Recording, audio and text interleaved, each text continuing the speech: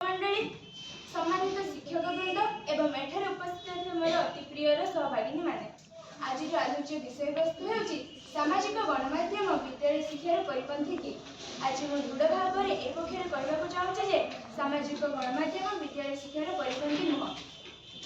सामाजिक गणमाध्यम जपरी द्रुत भाव में आम जीवन में प्रवेश करिछि तार सबुठारु अधिक प्रभाव छात्र छात्री जीवन उपर पड़िछि।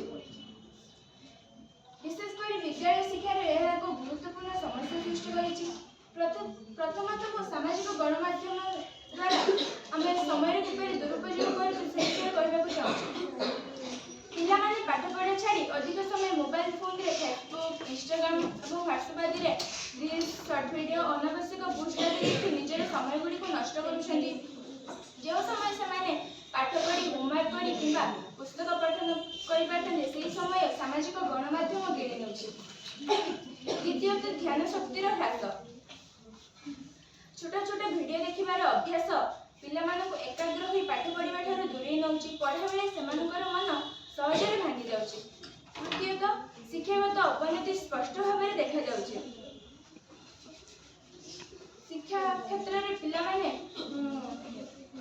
मोबाइल फोन नहीं पाठ पढ़िया बहाना रे रील्स वीडियो आदि देखुछन्ती जहाँ द्वारा सेमाने निजर बहुमूल्य समय को अतिबाहित कर दउछन्ती। चतुर्थतः आचरण और शिष्टाचार अवक्षय। सामाजिक गणमाध्यम रे अनुचित वीडियो अनावश्यक पोस्ट और खराब आदर्श पिलामानक जीवन को प्रभावित करुछे। विद्यालय पिलामानक उचित शिक्षा दिया जाए अन्य पक्षरे सामाजिक गणमाध्यम तार विपरीत प्रभाव पकाए। चतुर्थतः शारीरिक और मानसिक समस्या।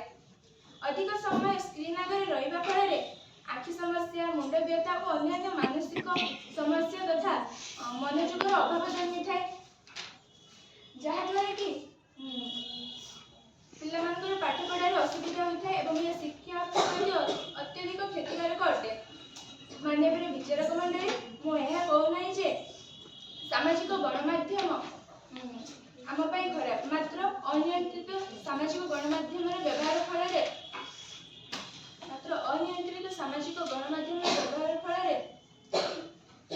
आम बहुमूल्य समय को नष्ट कर देवछु।